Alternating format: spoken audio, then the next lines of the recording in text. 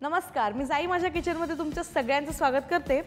घरी अचानक पाहुणे आले की काय करायचं हा सगळ्यांनाच पडलेला प्रश्न असतो आणि त्याच प्रश्नाचं उत्तर म्हणजे आजच्या दोन रेसिपीज, बटाटा आणि पालकाचा पुलाव आणि त्याच्याबरोबर खाण्यासाठी थंडगार डाळिंबाचं रायतं। तर चला चालू करूया दोन्ही रेसिपीज बनवायला।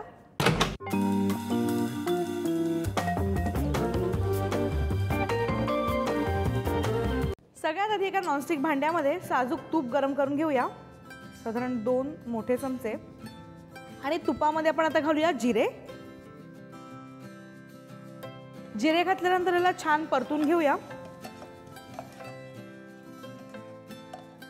आणि ह्याच्यामध्ये घालूया बारीक चिरलेला टोमॅटो, बटाट्याच्या फोडी। बटाट्याला सोलून त्याच्या आपण बारीक फोडी करून घेतल्यात आणि बटाटा घातल्यानंतर लगेच आपण घालणार आहोत त्याच्यामध्ये मीठ। याला मिक्स करून घेऊया आणि आज थोडी कमी करून ह्याच्यावर झाकण ठेवूया आणि 2 ते 3 मिनिटं शिजवून घेऊया। 2 ते 3 मिनिटांनंतर टोमॅटो छान शिजलाय आणि मसाल्याला आपण जे तूप घातलं होतं ते सगळं सुटलेलं आहे। तर ह्याच्यामध्ये आपण घालूया हा भिजवलेला तांदूळ। तांदळाला शक्यतो 20 ते 30 मिनिटं भिजवून ठेवा, म्हणजे पुलाव झाल्यानंतर दाणा छान सुटा होतो। आता हा आपण भिजवलेला तांदूळ ह्याच्यामध्ये घालूया। मी बासमती वापरते, शक्यतो बासमतीच वापरा, पण जर तुमच्याकडे नसेल तर आपला नेहमीचा भात पण वापरू शकता। ह्याच्यामध्ये अजून थोडंसं मीठ घालूया आणि आता पाणी घालणार आहोत। जर 1.5 कप भात असेल तर त्याला 3 कप पाणी घालायचं आहे, म्हणजे दुप्पट पाणी घालायचं आहे। ह्याच्यामध्ये घालूया पाणी। पाणी घातल्यानंतर ह्याला आपण परत झाकण लावूया आणि साधारणपणे 5 ते 7 मिनिटं शिजून देऊया। आपला पुलाव जोपर्यंत शिजतोय तोपर्यंत आपण आपल्या रायत्याची तयारी करून घेऊया। या रायत्यामध्ये आपल्याला जिऱ्याची पावडर टाकायची आहे, पण ती रेडीमेड जिऱ्याची पावडर आपण टाकणार नाही आहोत, तर घरच्या घरी बनवणार आहोत। एका नॉनस्टिक पॅनमध्ये आपण थोडंसं जिरं घेऊया आणि ते चांगलं काळं होईपर्यंत आपण त्याला भाजून घेणार आहोत। आपलं हे जे जिरं आहे ते छान भाजलं गेलेलं आहे। गॅस बंद करूया आणि आपण याची मिक्सरमध्ये पावडर करणार नाही आहोत, ते ह्याला खलबत्त्यात टाकूया आणि कुटून घेऊया।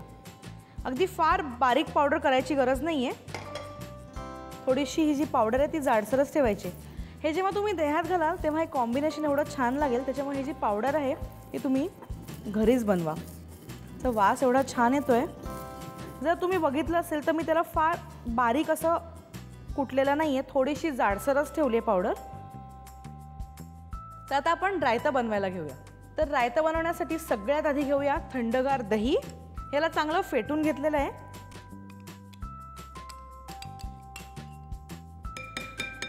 ह्याच्यामध्ये हे माझ्याकडे डाळिंबाचे दाणे आहेत, ते आता मी घालणार आहे। त्याचबरोबर पुदिन्याची पानं त्याला आपण चिरून घेतलेलं आहे, ते पण ह्याच्यात घालूया। पुदिना घातल्यानंतर ह्याच्यामध्ये घालूया काळं मीठ। याची चव थोडीशी वेगळी असते, त्याच्यामुळे हेच मीठ घाला। त्याचबरोबर थोडासा आंबटपणा येण्यासाठी चाट मसाला आणि ही जी आपण जिऱ्याची पावडर बनवली होती ती पण ह्याच्यामध्ये घालून घेऊया। आता हे सगळे इन्ग्रेडियंट्स मिक्स करूया। आपलं रायता तयार आहे, याला आपण फ्रीजमध्ये ठेवून देऊया। आपला हा जो भात आहे पुलावाचा तो ऑलमोस्ट शिजत आलाय, पण आपण ह्याच्यामध्ये अजून पालक घातलेला नाही आहे। पालक सगळ्यात शेवटी घालायचा, कारण का तो शिजायला काही फार जास्त वेळ लागत नाही। आधीच जर घातला तर पूर्ण भात शिजेपर्यंत आपला पालक जो आहे तो पूर्ण काळा होऊन जाईल, त्याच्यामुळे सगळ्यात शेवटी आपण घालूया पालक। पालकाला पण आपण बारीक चिरून घेतलेलं आहे आणि थोडासा गॅस कमी करून ह्याला अगदी हलक्या हाताने मिक्स करायचं। पालक घातल्यानंतर याच्यावर आपण परत झाकण ठेवूया आणि साधारणपणे 2 ते 3 मिनिटं शिजवून देऊया। आपला पुलाव आणि रायतं दोन्ही तयार आहे। याला आता आपण सर्व करून घेऊया।